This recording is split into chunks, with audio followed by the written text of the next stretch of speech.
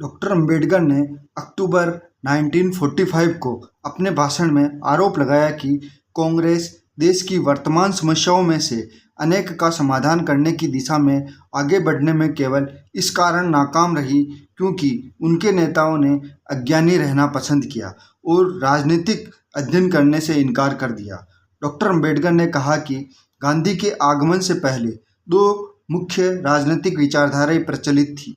पहली उदारवादी विचारधारा, जिसका नेतृत्व श्री रनाडे और श्री गोखले करते थे। उदारवादी विचारधारा की सदस्यता की योग्यता इतनी ऊंची थी कि मूर्ख और विवेकहीन इस संगठन में प्रवेश नहीं पा सकते थे। उनका मानदंड अध्ययन और ज्ञान था। वही लोग उनके मंच की महत्वाकांक्षा कर सकते थे जो राजनीति के महारथी थे। दूसरी विचारधारा का नेतृत्व बंगाल के क्रांतिकारियों द्वारा किया गया। इसमें कोई आदमी उसका सदस्य नहीं बन सकता था जो अपने प्राण न्यौछावर करने के लिए तैयार ना हो।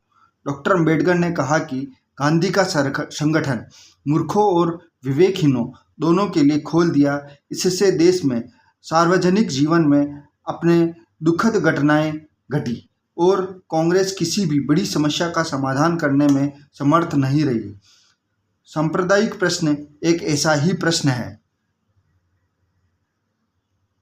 डॉक्टर अंबेडकर ने कहा कि अस्तित्व की लड़ाई में कोई भी संस्था या समाज जो समय और परिस्थितियों के अनुसार अपनी विचारधारा में तालमेल करने के लिए तैयार नहीं हो, जीवित नहीं रह सकता।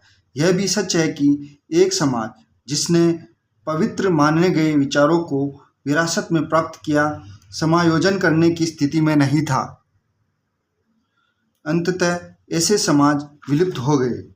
जिन लोगों का बहुत पहले निधन हो चुका है, उनकी प्रेरणा पर हमेशा निर्भर रहना अस्थिर अस्तित्व जैसा है।